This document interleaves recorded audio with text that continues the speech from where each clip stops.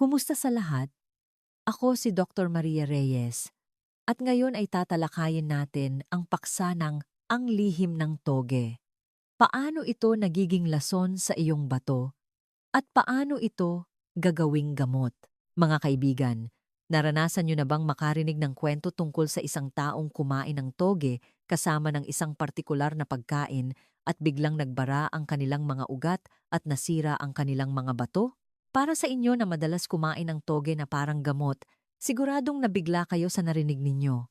Ang toge, na may malutong na texture at nagbibigay ng kakaibang sarap sa sabaw, ay isa sa mga pinakapaboritong pagkain ng maraming Pilipino.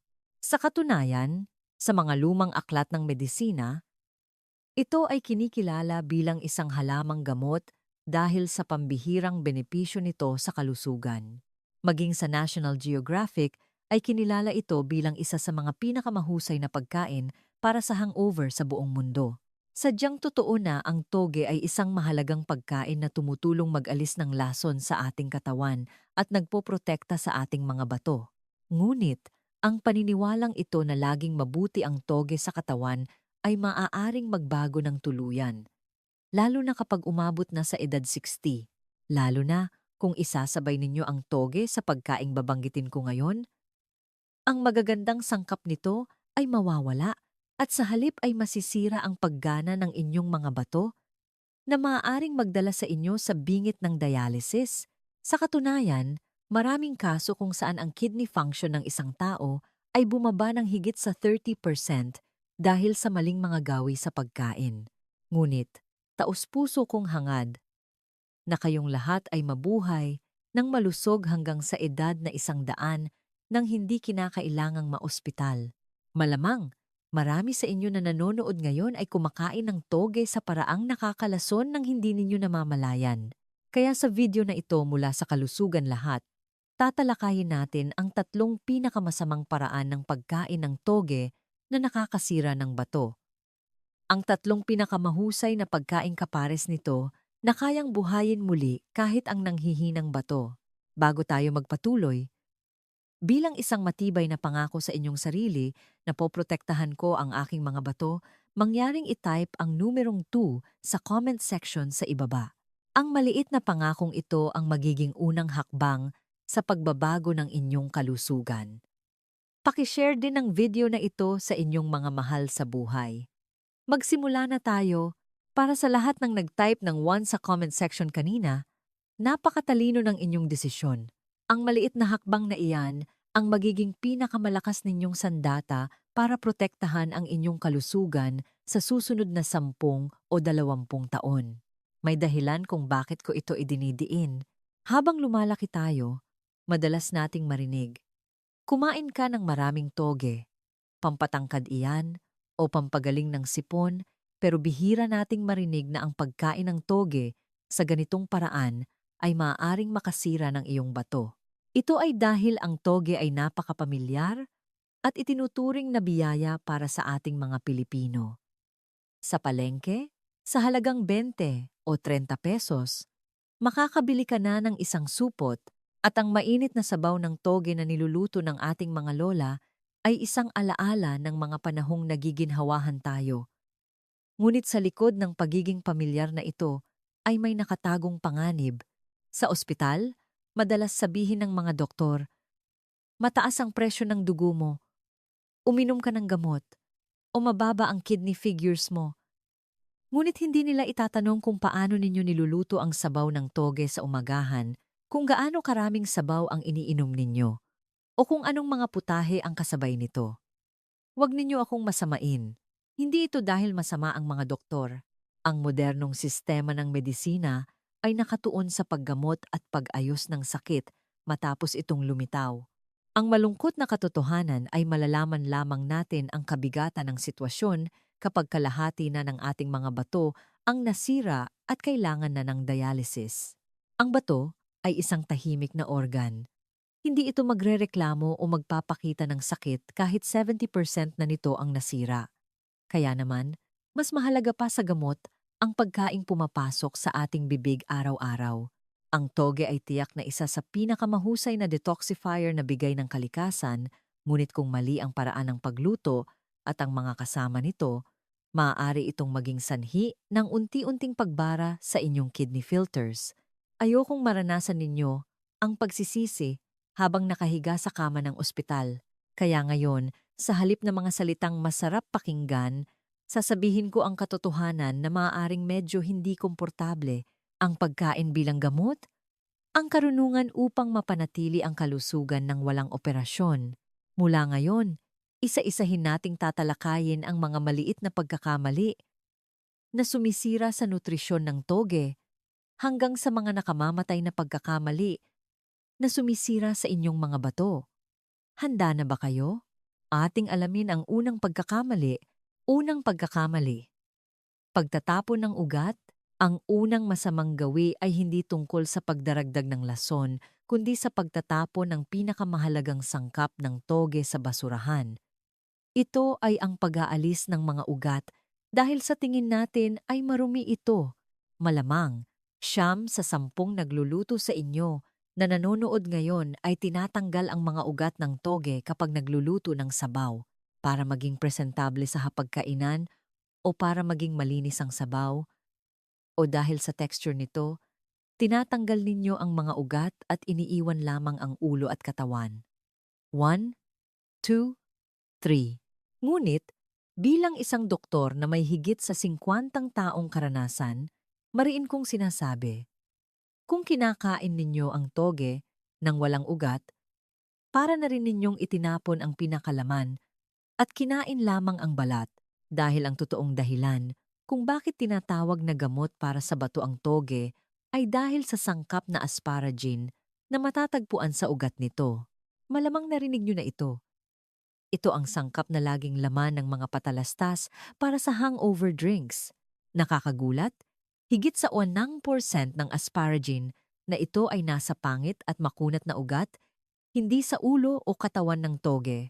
Sa ating katawan, ang atay at bato ay magkapatid na organ. Kung hindi kayang i-detoxify ng atay ang mga lason, ang mga ito ay dumadaloy sa dugo patungo sa bato na siyang sumisira sa kakayahan nitong mag-filter. Kaya para protektahan ang bato, kailangan munang alisin ang pagod ng atay at ang pinakamalakas na gumagawa nito ay ang asparagine sa ugat ng toge. Ngunit tinatanggal natin ito para lang maging maganda tingnan? Ito ay maihahalin tulad sa pagtanggap ng isang mamahaling halamang gamot at dahil lamang may lupa ay pinuputol at itinatapon ang pinakamahalagang ugat at kinakain lamang ang tangkay. Kaya simula ngayon, huwag na kayong magpakahirap sa pag-aalis ng ugat ng toge. Ang pagod ninyo ay maaaring maging sanhi pa ng pinsala sa kalusugan ng inyong pamilya. Okay lang kahit medyo magulo tingnan. Kung ayaw ninyo ng texture, gupitin ito ng pino. Pero siguraduhin kainin ang buong toge kasama ang ugat. Iyan ang unang sikreto para buhayin ang nanghihinang bato. Ngayon, gawin natin ang ating unang kasunduan. Simula bukas, hindi na ninyo itatapon ang ugat ng toge at kakainin ito ng buo. I-type ang salitang ugat sa comment section. Ang salitang isusulat ninyo ay magbibigay ng malakas na mensahe sa inyong utak para baguhin ang inyong mga gawi sa pagkain. Ikalawang pagkakamali. Pagkain ng malamig na toge. Kung nangako na kayong kakainin ng ugat, kailangan ninyong malampasan ang ikalawang mahalagang pagsubok. Ang ikalawang pagkakamali ay maaaring maging mapanganib, lalo na sa mga nasa edad 60, pataas na madalas malamigan ang mga kamay at paa o may mahinang panunaw. Ito ay may kinalaman sa temperatura ng toge. Alam ba ninyo kung ano ang likas na katangian ng toge? Ayon sa mga aklat ng medisina, ang toge ay may malamig na katangian, matamis ang lasa, at may epekto sa pagpapababa ng lagnat. Tama. Ang toge ay isang pagkaing nagpapalamig ng katawan. Para sa mga bata at nasa 20s o 30s na puno ng init, ito ay nagsisilbing mabisang pampababa ng lagnat. Ngunit para sa mga nasa edad 60 pataas, kung saan ang boiler ng katawan o ang yang energy ay unti-unting humihina, iba na ang usapan. Sa pagtanda, natural na bumabagal ang metabolismo at bumababa ang temperatura ng katawan. Ang ating mga bato ay nagsisilbing water purifier at boiler ng katawan. Kapag humina ang function ng bato, ang unang sintomas ay ang panlalamig ng mga kamay at paa at ng ibabang bahagi ng tiyan. Ngayon, kung sa malamig na kondisyon ng katawan ay kakain kayo ng malamig na ensaladang toge galing sa ref o mas malala, iinumin ninyo ito bilang juice para maging malusog, ano ang mangyayari? Ito ay parang pagbuhos ng malamig na tubig sa isang nag-aagon na apoy. 4. 5. Kapag ang malamig na enerhiya ay pumasok sa tiyan, pinipilit ng ating katawan na gumamit ng enerhiya para tunawin ito. Sa prosesong ito, nauubos ang kulang ng yang energy ng bato na nagdudulot ng sakit ng tiyan o pagtatae, at ang mga sustansya ay nailalabas bago pa man maabsorb.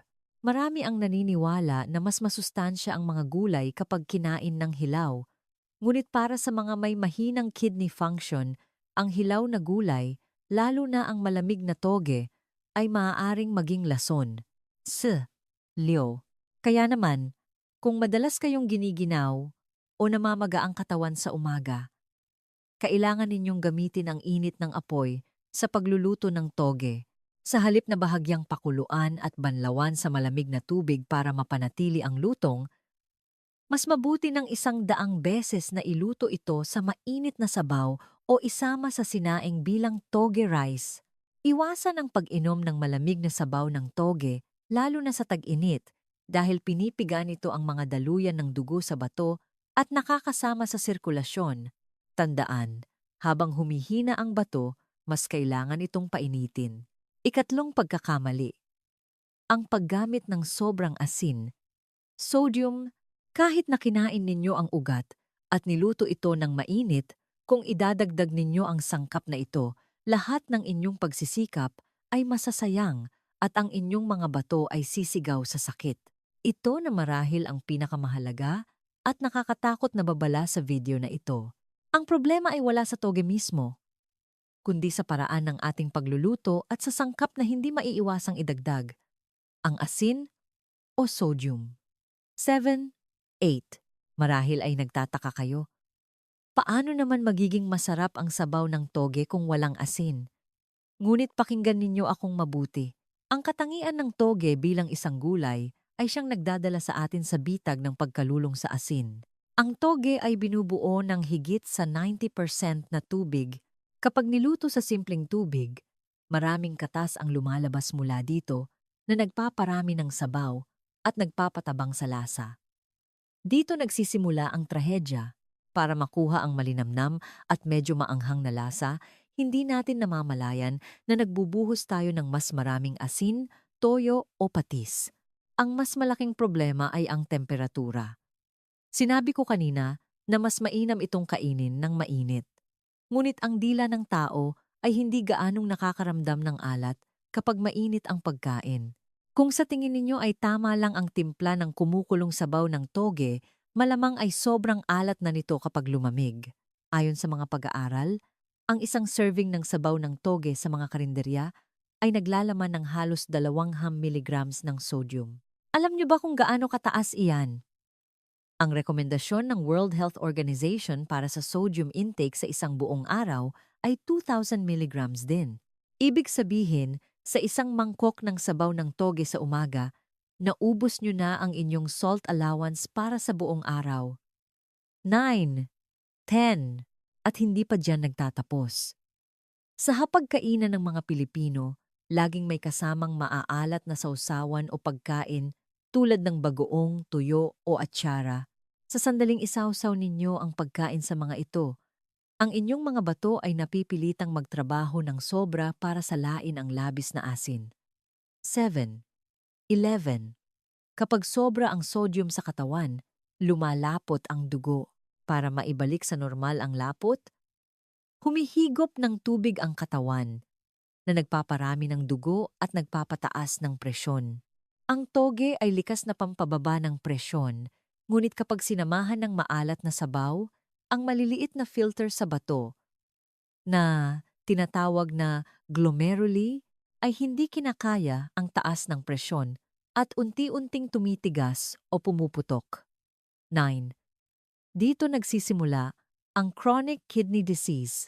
Kailangan nating itatak sa ating isipan ang panganib na ito. I-type ang salitang asin sa comment section. Ang salitang asin na isinulat ninyo ay magsisilbing babala upang pigilan ang inyong kamay sa walang habas na paghigop ng sabaw. Ang solusyon, mga perpektong kapares ng toge, pero paano na? Hindi ibig sabihin nito ay kakain na lang tayo ng matabang na pagkain. Mayroong mga himalang pagkain na kapag ipinares sa toge ay 100% makukuha ang nutrisyon nito habang pinapabata ang inyong mga bato. Ang unang perpektong kapares, kutsay, sheaves. Ang nag-iisang kahinaan ng toge ay ang malamig nitong katangian. Dito papasok ang kutsay bilang tagapagligtas. Ang kutsay ay kilala bilang gulay ng atay at may napakainit na katangian. Kapag pinagsama ang malamig na toge at mainit na kutsay, nagkakaroon ng perpektong balanse. Habang nililinis ng toge ang dumi sa bato, pinalalawak ng kutsay ang mga daluyan ng dugo para mas madaling mailabas ang mga dumi. Ang kakaibang amoy nito ay nagbibigay linamnam sa sabaw kahit konti lang ang asin. 2. Ang ikalawang kapares, tokwa, tofu. Ang kombinasyong ito ay hindi opsyon kundi isang pangangailangan, lalo na sa mga edad 60 pataas na nababawasan ang kalamnan. Ang toge ay mayaman sa vitamin C at fiber, ngunit kulang sa protina at taba. Ang tokwa naman ay parang karne mula sa halaman dahil sa aman ito sa protina. Kapag pinagsama, nagkakaroon ng perpektong balanse sa nutrisyon. Ang isoflavones sa tokwa ay naglilinis ng masamang kolesterol sa ugat, habang ang asparagine ng toge ay nag-aalis ng mga dumi. Kung gusto ninyo ang kombinasyong ito, i-type ang tokwa sa comment section. 3. Ang ikatlong tagapagtanggol, bawang, garlic. Ang bawang na madalas nating isinasama sa paggisa ay may itinatagong pambihirang lakas. Ito ay isang superfood na mayaman sa alisin at selenium, na lumalaban sa pamamaga at pumipigil sa pagdami ng cancer cells. Habang nililinis ng toge ang bato, ang bawang naman ay nagsisilbing panangga laban sa mga bakterya at virus. Ang lasa nito ay pumupuno sa kakulangan kapag binawasan ng asin, ang pinakamahusay na paraan ng pagluto. Ngayon, narito ang aking golden recipe para sa sabaw ng toge na nagpapalusog sa bato. Oras. Para mapanatili ang vitamin C at lutong ng toge, ilagay ito sa kumukulong tubig at lutuin sa loob lamang ng 5 minuto. Huwag takpan ang kaldero para sumingaw ang amoy nito. Pampalasa. Itago na ang asin. Sa halip, gumamit ng dinurog na pinatuyong hipon, hibe, tinapang isda, tinapa flakes, o giniling na kabute bilang natural na pampalasa. Ang mga ito ay nagbibigay ng malinamnam na lasa na magpapaisip sa inyong dila na maalat na ito. Kung kailangan pa rin, isang kutsarita lang ng patis o toyo ang gamitin. Timing. Kapag malapit nang maluto ang toge, ilagay ang hiniwang tokwa at dinikdik na bawang. Bago patayin ang apoy, idagdag ang maraming kutsay. Ang kutsay ay madaling maluto kaya dapat sa huli ito ilagay. Ang sabaw na ito ay isang tunay na gamot. Kahit ubusin ninyo ang sabaw, hindi ito magiging pabigat sa inyong mga bato. Ngayon, natapos na natin ang ating paglalakbay sa mga lihim ng toge. Ang ating tinalakay ay hindi lang tungkol sa kung ano ang dapat at hindi dapat kainin. Ito ay tungkol sa pagbibigay galang at pagmamahal sa inyong mga bato na walang sawang nagtrabaho para sa inyo sa nakalipas na 60 taon o higit pa. Maging mas maingat tayo. Ang kaisipang lahat naman ay kumakain ng maalat ay maaaring ang siyang nagkukulong sa bato ng ating mga mahal sa buhay sa maalat na tubig. Ngunit ngayon, alam na ninyo ang katotohanan. Ang isang supot ng toge na nagkakahalaga ng 20 pesos kapag inalisan ng lason ng asin at sinamahan ng mga kaibigang kutsay at tokwa ay nagiging mas mahalaga pa kaysa sa libu-libong pisong gamot. Ang kalusugan ay wala sa malayo. Mas mahalaga pa sa pagbili ng mamahaling supplements ay ang maliit na katapangan na bawasan ang alat sa sabaw na inihahain sa inyong hapagkainan araw-araw. Simulan ninyo ngayon. Sa una, maaaring manibago kayo sa lasa. Ngunit makalipas ang 1 linggo, masasanay ang inyong panlasa at mararamdaman ninyo ang pambihirang pagbabago sa inyong katawan. At huwag ninyong sarilinin ang kaalamang ito. I-share ang video na ito sa inyong pamilya at mga kaibigan. Ang isang pindot ninyo ay maaaring maging salbabida na pipigil sa isang tao na mapunta sa dialysis room. Bilang panghuli, iwanan ang salitang ibabahagi ko sa comment section. Ang mabuting hangarin ninyo para sa kalusugan ng iba ay tiyak na babalik sa inyo bilang mas malaking biyaya ng kalusugan. Ako si Dr. Maria Reyes, mula sa Kalusugan Lahat, ang inyong tagapagbantay ng kalusugan. Hanggang sa susunod, kung saan ibubunyag ko ang sikreto ng isang milagrosong tubig na kayang linisin ang mga bara sa inyong ugat. Mag-subscribe para hindi ninyo ito makaligtaan. Hangad ko ang inyong kaligayahan at kalusugan hanggang sa pagtanda. Maraming salamat sa inyong panunood.